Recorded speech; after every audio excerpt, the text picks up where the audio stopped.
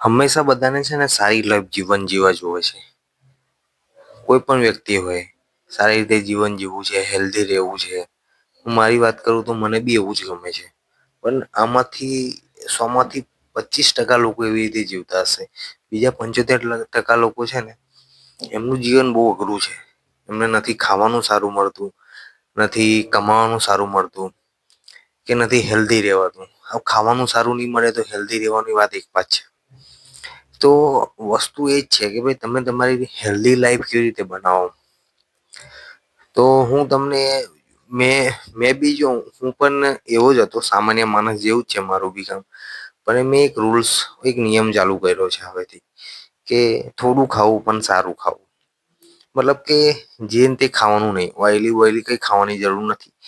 જે તમે ઓઇલી ખાવ છો એના કરતાં થોડું સારું ખાવ. હા, સારું ખાવાનું થોડું મોંઘું હોય છે, પણ થોડું ખાવ એમ. પેલું તમે ખાશો ને તો નુકસાન જ કરશે, પણ પેલું થોડું ખાશો ને તો બી તમને શરીરને થોડું પ્રોટીન આપશે. એટલે મારો કહેવાનો ભાવાર્થ એ જ છે કે ભાઈ હેલ્ધી રહેવું હશે ને તો આપણે સ્ટ્રગલ કરવું પડશે, આપણે જ વેઠવું પડશે. વેઠવાનો મતલબ કે કંઈ પણ ઉઠું બેઠું ખાવાની જરૂર નથી.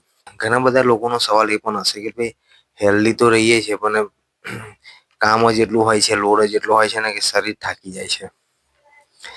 તો હું તમને એમ કહું છું કે તમે કામ કરો છો ને બહુ મોટી સારી વાત કહેવાય. ભાઈ એનાથી તમારું શરીર એક્ટિવ રહે છે. તમને કોઈ રોગો નથી આવતા.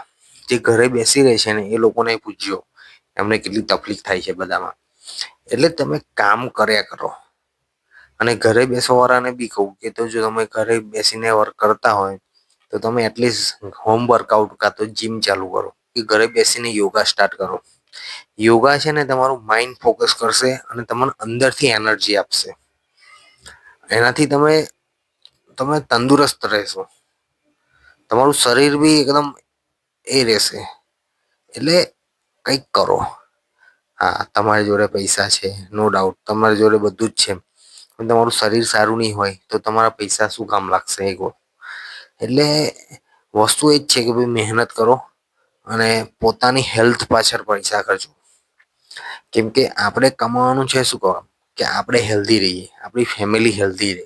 અને તમે હેલ્ધી રહેશો તો તમે તમારા ફેમિલીને કહેશો કે ભાઈ તમે ના આવી રીતે તમે આ ખાઓ, તમે આમ કરો, તમે યોગા કરો, તમે જીમ કરો, તમે બી હેલ્ધી રહો. તમારું જોઈને ઇન્સ્પાયર થશે એ લોકો. એટલે હેલ્ધી રહેવાનું મતલબ એવું છે કે તમે હેલ્ધી તો રહો છો, સાથોસાથ તમે તમારું શું કહેવાય, તમે આયુષ્ય બી વધારો છો તમારું. તમે દવાખાનાથી દૂર રહેશો.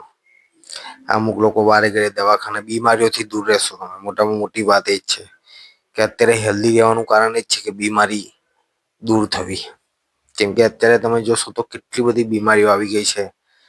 એનાથી કેવી રીતે હેન્ડલ કરવું એ કોઈને નથી ખબર પડતી. અને લોકો બીમારીઓને ઘરો કરીને બેઠા છે. અમુક લોકો ઘરે બેસી રહેવા વાળાના જોજો તમે લાઈફ કેટલી અઘરી છે એ લોકોની લાઈફ. એટલે મતલબ તમે હેલ્ધી રહેશો ને તો તમે બીમારીઓથી દૂર રહેશો. અને બીમારીઓથી દૂર રહેશે ને તો તમારું ઘર હેપ્પી રહેશે. તમારા ઘરમાં એક નવી ઉર્જા આવશે.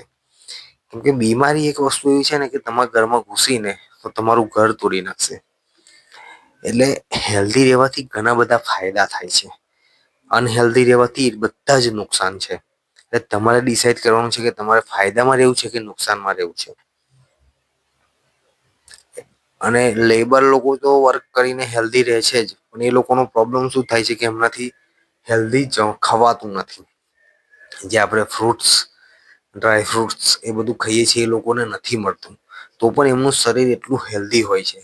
કેમ કે પૂરો દિવસ વર્ક કરતા હોય છે. બહુ કઠિન મહેનત કરતા હોય છે. એમને બી હું કહી દઉં કે તમે જો થોડું ખાવ છો ને તો સારું જ ખાજો. ભલે થોડું ખાવાનું મળે. કેમ કે તમે પેલું ખાઈને વધારે ખાઈને બી તમે નુકસાન આપો છો. તો થોડું ખાશો તો સારું ખાશો તો એ તમને હેલ્થ માટે પ્રોટીન ઇન્ટેક પૂરો કરશે. પ્લસ કે તમારી હેલ્થ માટે સારું રહેશે. ભલે ઓછું ખાવ છો. એટલે હું બધાને એ જ કહું છું કે હેલ્ધી રહો, હેપ્પી રહો, ખુશ રહો.